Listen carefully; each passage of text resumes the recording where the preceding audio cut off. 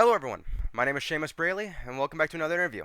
Today, I have with me Jonah Lobe, fantastic character designer. And if you're like me, I grew up in the mid 2000s. I was born in 2004, and I grew up during the mid 2000s, late 2000s, and early 2010s. So, if you grew up during the era that I did, you'll recognize a lot of Jonah's work, primarily for his work on Skyrim, Fallout New Vegas, and Fallout 4, especially when it comes to different creatures that he's designed. When it comes to Skyrim, he's done work such as the giants, some of the dragons. When it comes to Fallout, he's done the ghouls in Fallout 3, the super mutants in Fallout 4, and the ones that he himself has referred to as his own babies, the Deathclaws in Fallout 4. So, how are you doing today, Jonah? I'm great, man. The show is out. Deathclaw season is upon us, and I'm feeling good. Yeah, I'm so glad they showed the Deathclaws the way they did because I was worried they were going to show them too early, but I was also kind of worried they were going to like I was worried they were going to show too much of them too early. I think they did the perfect Mhm. amount. Like they showed them a bit in the beginning. You got to see a good look at the face, a good look at the silhouette, and then at the end you get to see a good depiction of them before, assumably, the next episode we're going to get a big amount of them. Because when it comes to it, I only recently actually watched through the show. I've been meaning to for a while, and then on Christmas Eve at like 11:30 p.m., I went downstairs like I'm just gonna make something to eat, and I usually put something on while I'm trying to cook something. It's like let me put on Fallout. I need to catch up, and I didn't finish until 7:30 a.m. on Christmas morning. which is when I reached out to you again about doing the interview, and I'm surprised you responded to me. It was fucking Christmas. I was hanging out with friends. Usually, I spend time with family over Christmas, but this year we just got to spend it with friends. So it was a much more casual, relaxed, and Okay, I whatever. see. Checking my phone, that kind of thing. Okay, I see. uh, so one thing I actually do want to ask, since we were talking about the show, when the original design of the Deathclaw got released for the show by McFarlane Toys, showing one of their designs, you were pretty open that you weren't a huge fan of it. That you didn't hate it, but just that you weren't fully into it. That you said it was too demon-like. That you didn't really like some of the aspects of it.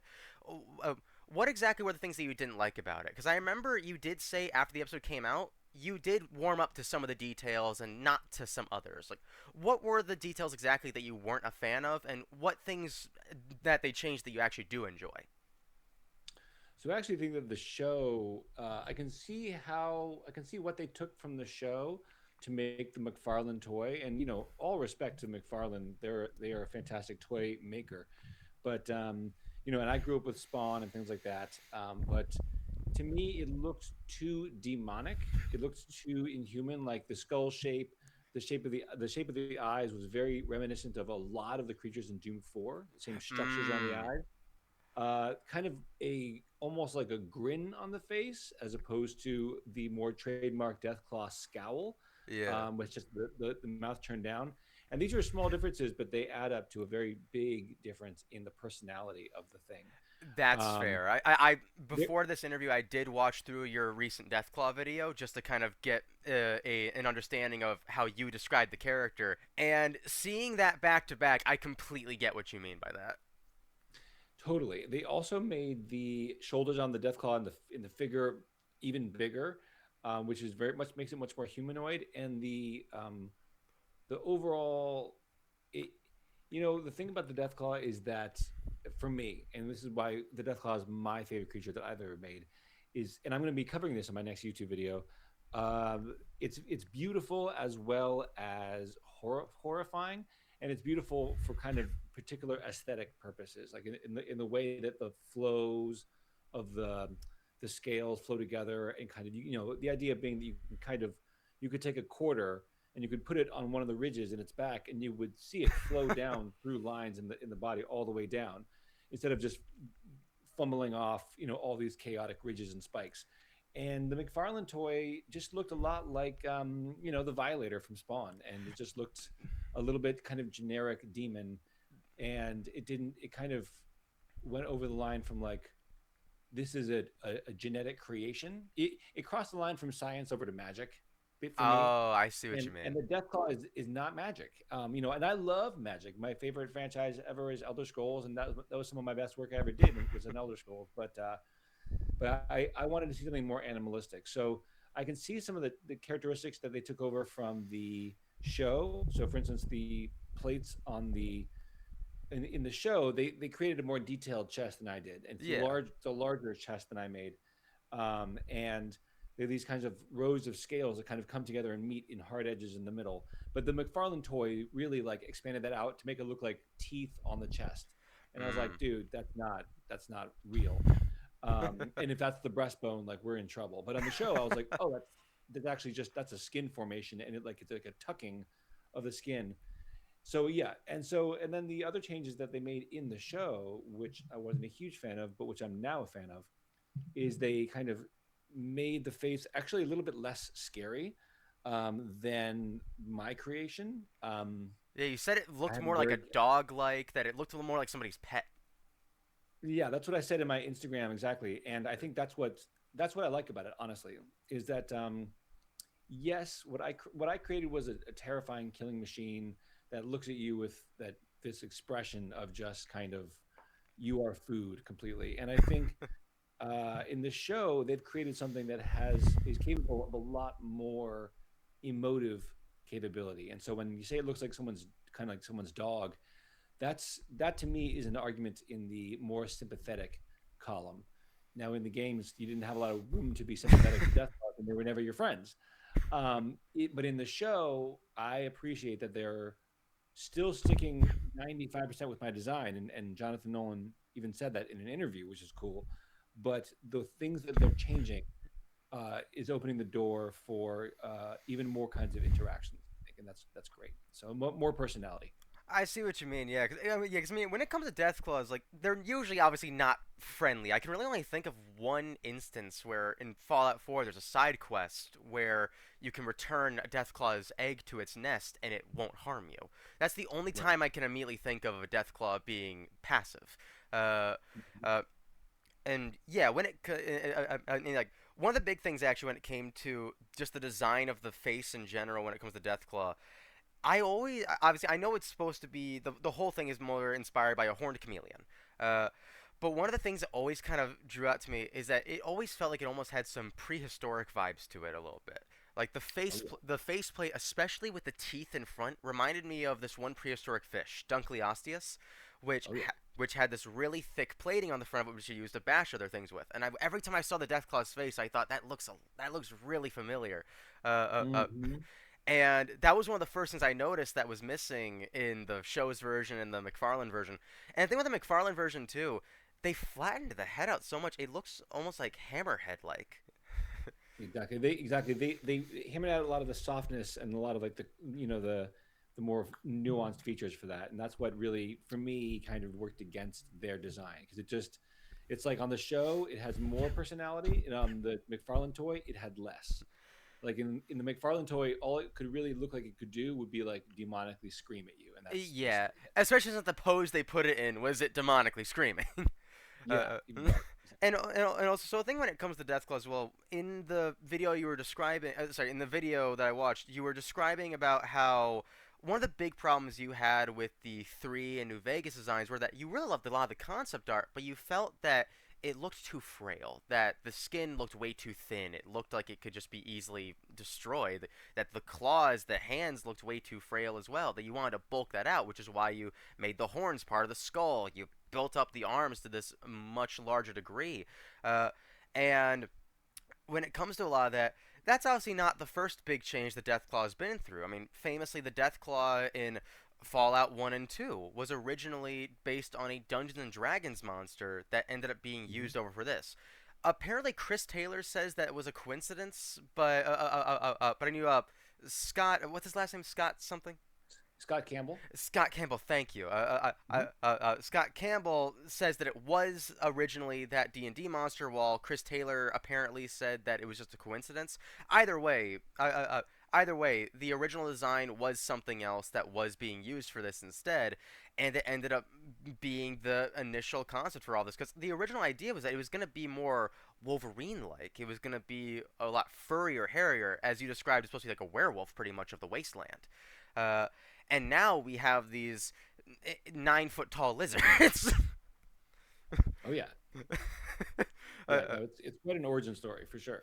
yeah, like obviously that's one of the big things that you've had to redesign, but some of the more simpler redesigns that you've had to go through. I mean, keep in mind, of course, you also did the ghouls in Fallout 3. You did the super mutants in Mhm. Fallout 4. Uh, those have much less drastic changes from their original renditions from the original run of the original two Fallout games. The ghouls look very similar. Yes, now they have a much more defined look to them, but they're still the ghouls. Same thing with super Mhm. mutants. Uh, Mhm. and I remember when it came to you discussing the ghouls, so many of the tiny details that you thought over I love, such as, oh, well, the eyelids decay off. Well, if you can't sleep, what happens? You start going insane, then you start going feral. And then having Mhm. the raw meat texture overlaid over their bodies. There's so many smart decisions that go into that, which I really appreciate. That just adds to the horror of what ghouls are. Uh, uh, uh, Thank you. I loved making the ghouls for Fallout 3. They were some of my most favorite. I think usually my most favorite are the favorite creatures are the ones that spark an emotion in you. And yeah. with them, I was going for both kind of horror, revulsion, and pity, because they were people once, and so I emphasized their kind of swollen heads and their little skinny necks, and like they're missing half their teeth, and they're kind of like deformed and strange in their proportions. And to me, that made them feel pitiful. Like they're they're the yeah they're just pitiful and sad. I remember you said one time that you had ideas like that for the super mutants in Fallout 4, that you had specific ideas of how their hands were supposed to be structured, because you wanted to make it look as if that the FEV did not properly transmit throughout their entire body, that it just could not get to their pinkies, so their pinkies were just useless. But if I remember correctly, that ended up not getting used. No, well, I mean, they no, that I believe that's the case that they Oh, are in the okay. game Oh, okay. with different. I mean, they're not drastic, they're not huge, they're not like huge, they're not obvious deformities. But I was always looking for ways to stretch and pull their physical architecture, because if you just make a big green guy big and strong, that's just the Hulk. Yeah. And so, what do you do to the anatomy to make them look big, green, strong, and nothing like the Hulk? And so I definitely tried to look for opportunities to make them weirder. And yeah. Yeah, and that's perfectly understandable. I think it's one of the smarter decisions to, and just like it's one of the things that I liked about, like, obviously going back to the Hulk. It's one of the things I liked about the Incredible Hulk, because they made it look painful to be him. Uh, uh, Oh uh, yeah. uh, uh, it's so tense over his skin. You just see every line of muscle. It looks like it hurts to be the Hulk, which is what it should be. And I like the Yeah. idea that with the super mutants, it should suck to be a super mutant. For sure. For sure. You have these huge muscles, but yet you can't look good. They don't quite all grow at the same rate. Yeah, which God, I hope we end up seeing them eventually in the show. Uh, uh, uh, I, uh. I I strongly suspect that at the last episode, someone's going to encounter a super mutant that speaks with Ron Perlman's voice, and I think Oh, that would be. I suspect that's what I strongly suspect. I I suspect something similar because of one thing that happened in episode 4, when Norm is talking with all the other Vault dwellers. Oh yeah. One of them says a phrase that the acronym is FEV, Yep. and immediately is like, oh shit. Yep. Yep. uh, uh, uh, which I know they're taking also some elements from Fallout 1. I mean, that's where the whole water chip thing came from. Hmm. I doubt we're gonna see the Master, but if we ever did, oh, imagine that, but somewhat practical. Oh, Yeah. uh, I I, know. It would be incredible. yeah, We probably won't, but it would be incredible. yeah. I'm not holding my breath for it, but it would be phenomenal. I mean, listen, they were able to do the face of the Deathclaw practically. They can do part Oh yeah. of the Master practically. Uh, For sure. Absolutely. Yeah. I mean, there are plenty of things I hope to see in the show eventually, whether it be certain events or designs. Like, obviously, Hoover Dam is one thing I really want to see, like the actual battle. But when it comes to creatures, uh, centaurs, it feels like centaurs have been almost forgotten by Fallout because they weren't No, included in Fallout 4. They weren't in 76. The last time we saw them was in New Vegas. it's Uh, true. We were gonna put them in Fallout 3. No, I'm sorry, they were in Fallout 3. But yeah, no, I feel certain that they're gonna come back. They're too good. But you gotta save them for a moment when you really want to freak people out. Yeah, because I did see the concept art for Fallout 4's version of the Centaurs. It didn't really irk that same feeling for me. They looked more like cacodemons from Doom. Uh, uh, Mm, uh, yeah. uh, but the design from New Vegas, it just gets that irkness in me. Like for me, I none of the creatures in Fallout really creep me out. There's ones where it's like obviously bugs and all that, where it's like oh, but the centaurs are really the only ones where I'm like oh shit. uh, Yeah. it's one of the only ones where I actually feel genuinely creeped out, and I think it'd be something interesting to kind of see eventually. Whether that be in a future Fallout title if they ever come back, which I hope they do, or in a later episode of Fallout, or even a later season. Agreed. Agreed. Yeah, I suspect they'll come back. They're too, you can make a centaur look like anything. They don't have to really standardize their look that much, as long as they're like a human creature or animal. But I think that's the uncanny valley like that is always wildly effective. Exactly. Yeah. There's a horrifying thing someone told me about a while ago where the the fact that we react so viscerally to the uncanny valley implies that there was an evolutionary reason to be afraid of something that looked human but wasn't. Mm, But so when it comes to the death clause obviously being one of the biggest aspects of what people will probably know you for, what do you think is probably the most best way I can describe it is like what do you think is the most underrated aspect of the death clause design? hmm. That's interesting. Um, I think the beautiful aspects of it, and I'll be going through that in my next YouTube video, kind of enumerating what those are, because I think that it's very easy to draw the death claw as this kind of chaotic, big, roaring thing. But some of my favorite death claw art is from an artist called End Divinity, Okay. and they do all kinds of death claws. They basically take a fun word and then use that to make an original death claw. But they understand the flow of the death claws design and how it flows, and I think not a lot of people like kind of get that, and that's fine. That they don't need to, but yeah, I think it's making them majestic in a horrible way, but I think that's what kind of, to me, elevates them from your run of the mill scary monster, is that they're kind of like awe inspiring, and and formidable. So yeah, I think these are the hardest thing to get across. Yeah, Okay. Yeah. I mean, they do have a unique fluidity to them. I mean, like as you've pointed yeah, out in the past, how every part of their design goes into how they move. It's like their tail, how they're able to dodge the bullets the way they do.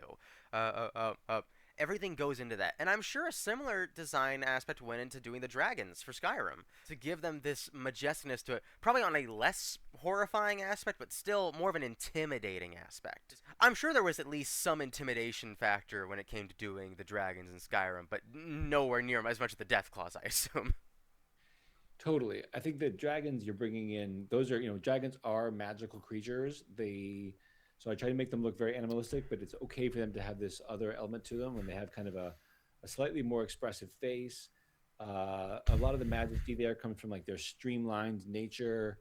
And yeah, exactly. I think there the emphasis is the emphasis when you see a dragon, the pervading emotion you're supposed to feel is more like majesty, awe, and adventure. Because that's kind of the inherent promise of the dragons in Skyrim. It's like this is the ultimate fantasy fight, Yeah. and so you should feel kind of excited to fight a dragon. It's to be an exhilarating battle. Whereas when you see a Deathclaw, you're supposed to say, "Oh shit," and and then you're supposed to die. And so it's a very you're kind of capturing a different aesthetic. And the dragons again, they occupy this place within the mythology and that kind of thing. And the Deathclaws also occupy their place in the mythology, and that is as a rarely seen nightmare event. And even in Fallout 4, when they kind of were watered down, they still hopefully give that vibe. You know. By watered down, I assume you mean that they're just way more frequent and they don't have that immediate oh god, it's a fucking Deathclaw factor. Yeah, I think in Fallout 3 in New Vegas, the gameplay of them is they just kind of charge directly at you, and then they do their leap attack and they chop off your head in one hit. And if they whether they hit you or whether they missed you, they're just going to do another leap attack right away. And so they will just spam that button until you're dead, and that's very unrealistic but very frightening, gameplay perspective. And in Fallout 4 they kind of charge around a lot and wreak havoc and are kind of a moving target. But ultimately, what that tends to then result in is just you have more chance to shoot them, and so they just go down a little easier. Um, so that's all. That's all I mean. All right, yeah. I I remember like ever since I was a kid, I would see my mom playing Fallout 3 and Fallout New Vegas every now and then. Obviously up until Fallout 4 came out and I started playing that a lot, but I remember whenever she would play Fallout New Vegas, I would see her just roam around and then have to deal with shit like that. And I remember I was telling her about how, yeah, they're doing the Deathclaws in the second season. And the first, she was like, oh yeah, I know what they are. They fucked me over a lot. She knows. She gets it. Yes. Okay. I mean, she also just enjoys games like that. Same thing with Skyrim. Like, as she's put it, she loves games that just feel like they go on forever. She loves games like Dragon's Age, for example, because she doesn't like games that feel like they actually have a proper end. If she can do a million side quests, that's fine by her. Yeah. Uh, Yeah. I get that for sure. Yeah, Absolutely. but so a big thing also is that you're also known outside of the realm of video games and all that. You're also well known in the realm of comics because of your work with Marvel and also your own graphic novel that you kickstarted a while ago. When it comes to Marvel, you did the book Marvel Anatomy, which tries to physically explain how a lot of these powers can actually work in a realistic setting, how Wolverine's claws can retract, how the transformation from Ben Grimm to the Thing happened. Uh, uh, what would you say out of the Marvel characters you had to adapt was the most difficult to try to make realistic while still keeping them on model? Oh, that's interesting. Wolverine is very difficult because he's fundamentally actually not really biologically feasible with the claws. Or at least they would require very complex biological mechanisms to make sure they go in and out. And I had to simplify it drastically for aesthetic purposes. Um, the most difficult ones were often maybe sometimes due to my own drawing abilities, where I think if you can do something really heavy metal and kind of like have like a big muscly strong guy or whatever, and that's fun. But actually making women in the Marvel universe, I feel like is much more Mm, difficult because there's more subtlety. There's less emphasis on all these corded muscles, and you're kind of using a lot fewer lines, and you got to get them right. that's my same And problem with drawing women because men they're so angular that you can just sketch them out, but when it comes to women, they have much softer features, so you have to be a lot more delicate. Yeah, it's a very subtle kind of thing, and subtlety is not always easy. But I think the hardest characters to illustrate were the ones that had no obvious physical change alterations from humans. And so I think those I always had to reach deep to try to figure out, like, okay, how am I going to make this interesting to look at and interesting to engage with? And so I did that through a number of techniques. Like I would do different angles, I would do close-ups, I would do far away. I would illustrate maybe, in the case of Daredevil, how do they see the world? Let's draw that. And in the case of Storm, let's show the weather around her conform to her own powers, that kind of thing. So yeah, but trying to, when you illustrate a 230-page fake anatomy book, you have to think up of very novel ways to illustrate all these characters, since a lot of them have basically the same body type. They're just perfect men or perfect women, and then just trying to make that still engaging over the course of 230 pages is a bit of a tricky thing, but it was fun. It was a great challenge. That's fair. I mean, I especially assume because I mean, like, there's also plenty of characters that have such simplistic additions to them, such as like Steve Rogers. It's just the serum. That's not really going to change Yeah, much of his actual body structure, other than just the actual bulking him up. yeah, Uh, but when it comes to someone like, let's say, Peter Parker or Reed Richards, there's going to be a lot more to actually think of, even in the slightest things. Because when it comes to Reed, it's kind of hard to think about exactly what the real change visually there is, except for just him stretching, which we already see him do that. The difference we're just gonna see is just his bone stretching. It's an interesting thing to always kind of like try to bring realism to something that wasn't really initially thought of in a realistic sense. These were meant to be entertaining characters just for the sake of being entertaining, but now when you're trying to backtrack and trying to, okay, how the hell is this gonna work on a logistic standpoint? It's like, god damn it. I remember At one point that I actually thought was kind of interesting that you actually kept pretty consistent actually was with Ben Grimm. Because with Ben Grimm, you showed how his hair started falling out, how it was thinning before the rock started forming all over his face. And Hmm. every time I came across a panel from one of the comics where it showed him transforming into his rock formation, you always start see him start getting bald patches or his hair starts receding. So that's one of those small little things, but it's always nice to just see really good consistency with that.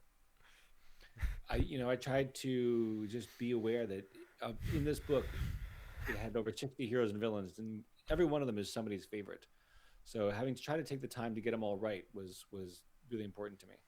Yeah, because somebody's gonna get upset if someone's not portrayed in the right way. Like I remember, I did an interview with Paul Jenkins a little while ago, the creator of the Century, and he he mentioned how Stan had these things that he referred to as I think like not prizes, and what it was that was that basically Paul was at a panel and someone at a convention asked him, "Oh, what's Peter Parker's favorite type of pizza?" And he said, "I don't know, pepperoni." And then the fan said, "No, it says right here in Spider-Man issue 333, he does not like pepperoni as pizza." It's like, okay, cool, you won a not prize. Cool, you stumped us. And so that's what apparently Stan referred to as not prizes. I love that. I do too. I very much do as well. I'm sure you've kind of had your own kind of not prize moments when it comes to people talking about like Fallout or Skyrim. Oh Would you say there's any that come to mind of like someone having like a not prize moment? yeah. I think probably the one that comes to mind most readily is when people say you did not make dragons, you made wyverns, and even I, who am a huge nerd, just want to say like, shut up, nerd, with that. I But the basically, the idea of a wyvern came from 16th century English heraldry. So like they're like banners and shields and all that. That's where the only time where like that's the only people and time where that was a distinguished thing. But in our modern day, when we want to categorize everything and have everything kind of labeled, people are like, oh, a two-legged dragon is a wyvern and a four-legged dragon is a dragon, and these two are not the same thing. oh, that's the And I'm like, difference. dude, they're all dragons. They're flying, and like Yeah, they're dragons are, dragons. yeah, dragons are in every culture. Like these are not, these do not belong to like 16th century English like categories. So yeah, Yeah. I the moment you said wyvern, I was thinking like, what the fuck is a wyvern? yeah, I'd never heard that term before. But thank you for explaining that to me. sure, Yeah, because I mean, when it comes to creature design, it's one of those things that people will either hyperfixate on or not focus on enough. And I think a good example of this is that an example where people focus on it, like I think just the right amount because there's so much to focus on, is the creature design of Masahiro Ito, the guy behind the creature designs from Silent Hill 2. mm, So the man behind the Bubblehead Nurses, Pyramid Head, the Lying Figures. oh These are yeah, these are creatures that in every facet of their design has a purpose. And they're great looking creatures. They're creepy as hell, especially on a first playthrough, and especially when you understand what they represent. And that's the other thing with it. When it comes to something like a Deathclaw, you have to think about so much about how this thing is going to work as an actual creature in this world. But when it comes to something like Pyramid Head, you have to think of it on a different level. Not just how it's going to fit in the world, but how it's going to fit in James Sunderland's psyche. That's I think that's one of the beautiful things about creature design and character design in general, that you can factor for so much of it, and there's still something else that you can focus on that adds something new to it, that allows you to really picture what these things are, how they function, and how they're going to function in terms of the viewer, how they're going to respond to it. Uh, uh, uh, hmm uh, hmm as you said when it came to the death clause in Fallout 3 in New Vegas, the immediate response is, "Oh no, oh no, oh no." uh, uh, uh, uh. But the immediate response in Fallout 4 is still, "Oh no, I still have a chance." yeah, for sure. No, I think the character designs in System Shock, Silent Hill 2 are peak, and I learned a lot from those. In fact, I haven't done enough like horror work to reflect anything I've learned from them in my own work as much. But I mean, talk about taking the psychological themes of your story and embedding them in your character creature design. It's top notch. Yeah, uh, I think a good example of that would be something like the ghouls. Obviously, it's a different type of psychological, but it's more psychological of the creature itself. Trying to get into, as you said before, the feelings of fear and pity into it. We'll just design features because even in a video game, it's still like you're applying makeup. You're still adding on, taking things away. You're sculpting. You're still doing the most you can to bulk this thing up, take it away. Oh, let's see how I'm going to round this out. How should I smooth this out? Oh, maybe should I make this a bit more jagged? There's so much more you can do to it that it's a never-ending process almost. Even when you're satisfied with it, there's still something else that I feel like you can always add on. Yeah, that's a beautiful thing about art is like you can always kind of push things and finesse things, but also knowing when to stop is difficult. It's Yeah, really hard. yeah. I've had to force myself a lot where I get to points where I get to the end of a sketch and I think it looks great, but I always think to myself like I can spend a lot more time on this and make it a lot better, but I don't want to spend 6 more hours on this when I can work on a different thing. I need to call it quits here. This looks great right now. I'm perfectly happy with this. Uh, uh, Yeah, yeah. Finishing art assets is one of the hardest things to do. Yeah. when it came to the Deathclaw, when did you know that you were done? Um, I think there's like a bell curve in video games of like how much people notice and how much people care about. And I think I learned that actually from Todd Howard, because I made the Rad Roach for Fallout 3, and the poly count was really high. And Todd like kind of like poo pooed me and was like, no, you got to get that down, blah blah blah. And I was like, no, but it's impossible. It's a six-limbed thing with antenna and wings, and I wasn't entirely wrong, but once I saw it in game, I realized he's right. I could cut this way down. And then the same thing would happen when I would design a creature and I'd give it a big high definition texture, and he'd say, great, now like cut it into the quarter of its normal shape, normal size. And I'd be like, "Oh, you're killing me! Like, why would you want me to do that? Like, And then I would do it, and then I wouldn't notice the difference. And so I think in video games, especially when we're talking about creatures, you are seeing most things from a long to middle range, and not often at close range. And if you're seeing them in close range, chances are there's a lot of animation; they're moving all around. So there's kind of like a bell curve of like how much you can do before it starts becoming just too much, and nobody cares. And I think that in a lot of tech demos, you look at like the tech demos they had for the Callisto protocol and things like that, the things looked great. They looked so incredibly high resolution and so realistic and so nuanced and detailed. And it did not do a lot of good for the end product. Nobody really kind of cared in the same way because these details didn't matter, because most of the time you're seeing this thing from a middle distance and you're trying to kill it as fast as possible. And so I think with the death claws, something like that, you just have to at a certain point call it done. But I think once it felt sufficiently detailed, properly balanced, aged, real, and all the kind of, everything was 95% in place, I just let it be, because at a certain point I could keep working down to smaller and smaller scales, but nobody really cares about that. So yeah. I understand that. Especially with nowadays, we have so many ways and so many funnels to make things easier without having to use as much resources. We have subsurface scattering, for example. We have displacement mapping. We have I'm trying to remember the name of it, but it's a secondary texture you place over something that will automatically show depth. Well, I use normal maps for to create details. I wouldn't use displacement maps, but I don't know, but I'm not sure about the depth. I think I was thinking of normal maps.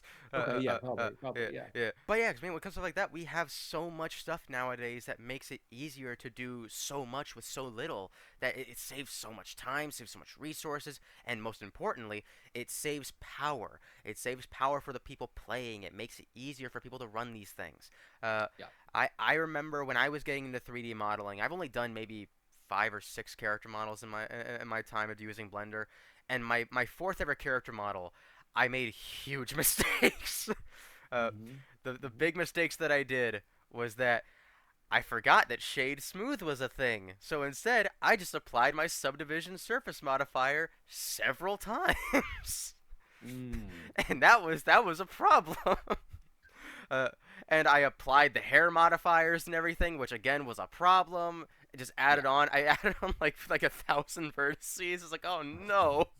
Uh, obviously very early model problems, but it's we learn from our mistakes in that way.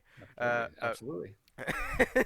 and that's one of those things that yeah, I mean yeah, like if you look back at like older like FMV models for example, a lot of them were kind of like that almost because they weren't going to be used in actual gameplay. They were going to be used purely for cutscenes that were going to be just saved on memory.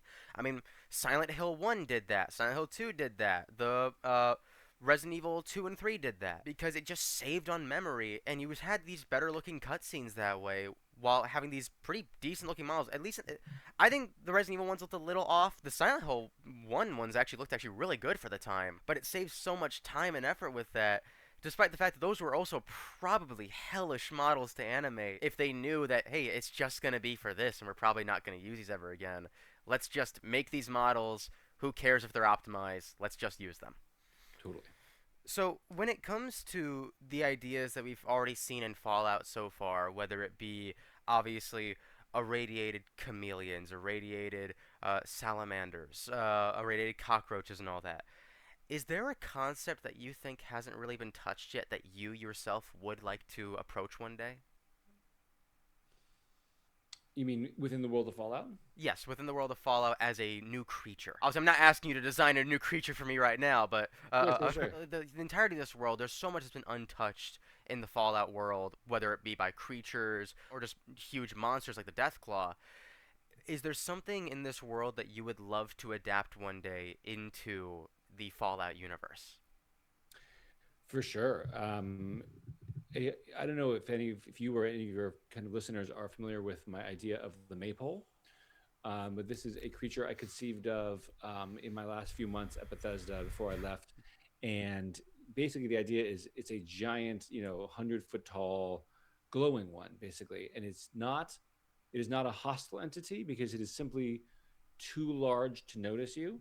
It's basically, I think it's the Fallout's version of a kaiju. But if you kind of run that through the paradigm of like Attack of the 50-foot man or 100-foot man or whatever it is, which is a very retro idea. Think retro horror film, Okay. but with like an actual horrific glowing one. And so I think the reason I'm into this idea is because um, the universe of Fallout is haunted by the specter of nuclear war, and all we see everywhere is the ruins of it. But I think that restoring a feeling of that true horror and devastation to the world of Fallout, and creating something that is so much larger than the player that the player cannot affect for a great portion of the game, and yet is simply a fact of life that they have to work around. I think would be a lot of fun. And so the idea of the maypole is it's a giant, 100 200-foot glowing one that is kind of blinded by pain and agony, wanders the wasteland, and everywhere it goes, it is a weather causing event. So it brings great rad storms with it that circle around it. The ground becomes more acidic as it walks, and everywhere it's going, a small like army of feral ghouls follow along behind it, kind of this like ravaging population. And so I can Okay. to me, that presents so many storytelling opportunities for the Fallout universe. I think it's suitably retro in that it fits in that way.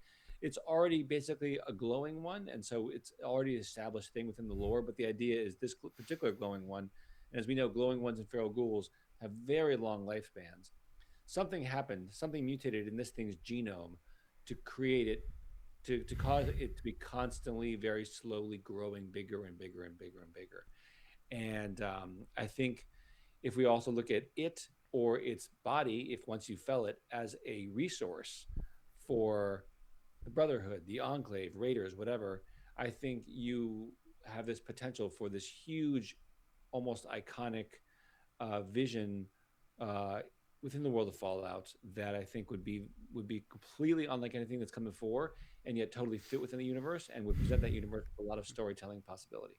Okay.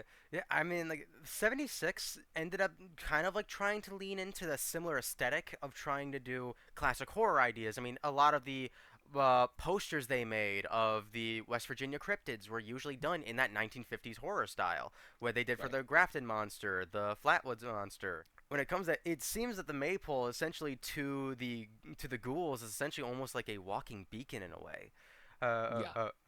like essentially almost like they're moths to this thing. Uh, Yeah. and Right. I like the idea behind it. Something like that I think would be really cool to see. Yeah, it would be a very cinematic experience, and if you made it a creature that wasn't really, you couldn't really engage it in combat, because it wouldn't notice even your rocket launchers. That would create a completely different layer of the world. Where I think that the thing about the promise of an open world is is that some areas are too scary, to go in, or that some areas are too intimidating, or some things. Not everything is masterable by the player. I think it's kind of an important feeling that like something like Elden Ring understood. That whole game is based on this is not masterable until it is, and when it is, it's deserved. So I think that would present a lot of unique potential. I see what you mean. All right, yeah, I enjoy that idea because that's one of those things that it could add so much to just not only the world of Fallout, but also more to just the general feeling of just what the hell am I living through now? Because even when it comes to most of the monsters in Fallout, eventually after you see a good amount of them, you kind of get the idea like, okay, I'm gonna come across another radiated monster, and then you see that is like, what the hell is that thing? Yeah, it'd be a game changer. Yeah. Yeah. All right, well, Jonah, I understand you have to go pretty soon, but I guess before you go, one thing I do want to ask you real quick. I mentioned this earlier that recently you kickstarted your own graphic novel. Would you mind Hmm. explaining that to the audience? Absolutely. Come check it out. It's called Quiet Level One. It is a comic book that is about a little skeleton who's on a quest to defeat a large human barbarian. Think evil Conan.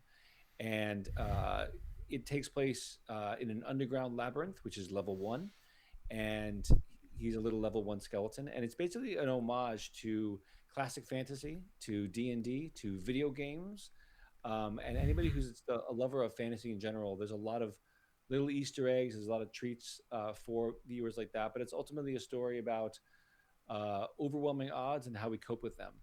And so that got released on Kickstarter in 2024, in the kind of the third quarter of 2024, and it achieved smashing success and it ended up being the most funded graphic novel from an original creator on Kickstarter ever. Oh, wow. And that has given me the extra runway I needed to make this as good as possible. So I'm currently illustrating it and finishing it up. The story is entering the final act right now, and the Kickstarter is over, but the pledge manager will be open for another few weeks. So if you are listening to this, please check out Quiet Level One, and there is still time to secure a Kickstarter exclusive hardcover.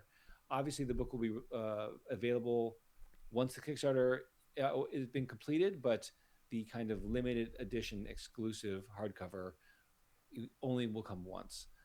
So yeah, so it's been a hell of a journey to embark in the world of comics in this way. It's very exciting. Awesome. Hell yeah, man. I'm really looking forward to it. Thank you, thank you. I'm excited to put it in your hands. I'll make sure to pick it up whenever it comes out. Excellent, excellent, excellent. Well, you can pick it. You can secure it now. Remember, you can Yes. secure it now through the Kickstarter website. So I recommend that if you listen to it, that you at least check out the trailer on the Kickstarter website. Just type in Jonah Lobe, Quiet Level One, or just Quiet Level One. You'll see it. All right. All right. Well, thank you All right. Thank you so much for having me on your show. and thank you so much for joining me, Joan. This has been a great opportunity. I've grown up with Fallout since I was a kid, and so this is and my mom's loved the series. My mom's loved Skyrim, so this is a pretty great thing for me, and I'm very appreciative that you decided to join me on this. It was a pleasure. Thank you for having me on. I really appreciate it. I appreciate it too. All right. I'll see you later. Take care. Have a great day. You too. Bye. Bye bye.